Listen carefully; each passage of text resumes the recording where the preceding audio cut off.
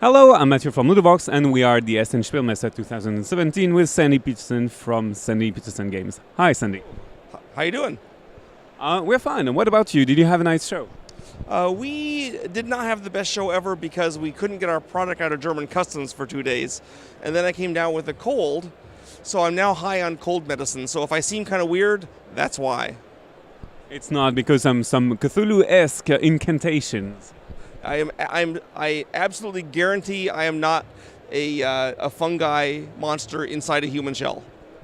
So, what about your games? You released Cthulhu Wars, you did another Kickstarter for the game, and you put out a whole lot more stuff than the previous edition, I think. Yes, Cthulhu Wars is the gift that keeps on giving. We now have something like 30 different expansions and add-ons. And of course, Petersen Games is doing more things beyond Cthulhu Wars. We have on November 13th, we're launching a campaign for Evil High Priest, which is a worker placement game. It is also Lovecraft oriented.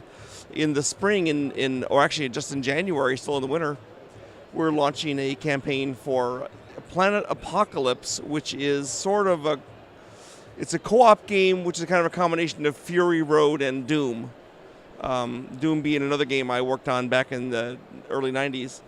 Then in the summer, we are doing Hyperspace, which is an outer space 4X conquest game with spaceships and planets. Also designed by me. So, how do you keep designing fresh games and designs? Do you have specific ideas that you want to put out, or is it do you center yourself around the theme? Well, yeah, I mean, my games are very thematic. Cthulhu Wars is filled with lots of theme of Cthulhu. That's kind of where I start off with the theme, actually, and then add on game ideas after that. So it's sort of the opposite of like what, say, Reiner Knizia does, which I like him a lot as a designer, but he starts with his game, and then he puts the theme on top, and I have the theme, and then I kind of squat a game on top of it. So it's two different ways of working that both can produce an effective product.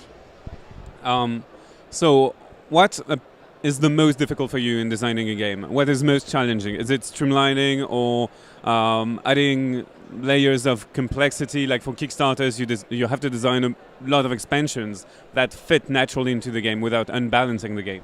The hardest thing for me, all my games are very asymmetrical with different powers and different clashing abilities and different base starting places. And so the hardest part for me is balancing the game so that all the factions are equally fun, which is even more important than them all being equally able to win, but I got to make them equally fun. So that's the hardest part. That probably takes a year or more of testing for me. It's what I did when I worked at Ensemble Studios on the Age of Empires line. I was in charge of the balancing. And that's one of the reasons that game was well balanced. Not necessarily that I was a genius in balancing, though I got better at it. I got really good at it, actually, but because we spent so much emphasis on balancing. So what about, designing for a specific IP? Because you've designed an Orcs Must Die game, which is based off the IP, the Orcs Must Die Unchained, I think, video game, about Cthulhu, about many other things. So, and Doom, you talk about it. So how do you design around this, around an existing IP? Like I said, that's what I start with is the theme. So with Orcs Must Die, I said I'm going to start with the Orcs Must Die computer game and say, what does it do? It's heroes stopping orcs from destroying your rift. So the board game is heroes stopping orcs from destroying the rift, and I kind of just worked up from there. So the working with an IP is actually really easy for me. Doom wasn't an IP for us, right? It was an original game that we did. But Planet Apocalypse, where you have like the concept of demons rising up and fighting.